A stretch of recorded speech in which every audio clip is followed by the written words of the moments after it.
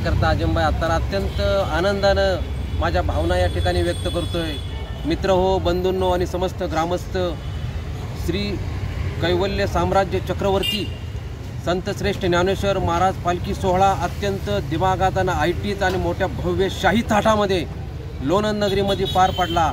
आणि त्या काळामध्ये ज्या नगरपंचायतीने दिलेल्या सेवा, लोणंद पोलीस स्टेशनच्या वतीने देण्यात आलेल्या सर्व सुविधा, शांततामय आणि सुव्यवस्था अत्यंत अबाधितपणानं आणि नागरिकांना मोठ्या उत्साहानं त्याच्यामध्ये सहभाग घेता आला आणि सर्वांनी चांगल्या सेवा पुरवल्या।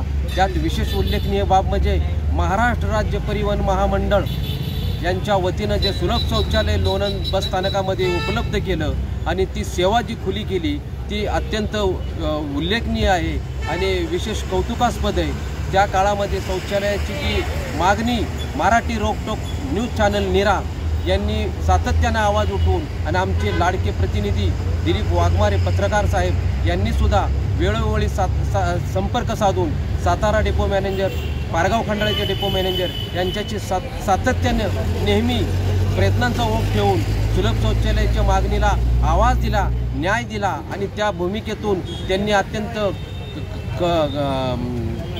मनापासून आणि काळजीनं सुलभ शौचालयाची दक्षता घेऊन पालखी काळामध्ये सुलभ शौचालयाची अत्यंत चांगली व्यवस्था दिली आणि त्याची सर्व सेवा आलेल्या भाविक भक्तांना, समस्त उपस्थित सर्व नागरिकांना, लोणंदकरांना सगळ्यांना मिळाली आणि पुढील काळातही मिळणार आहे।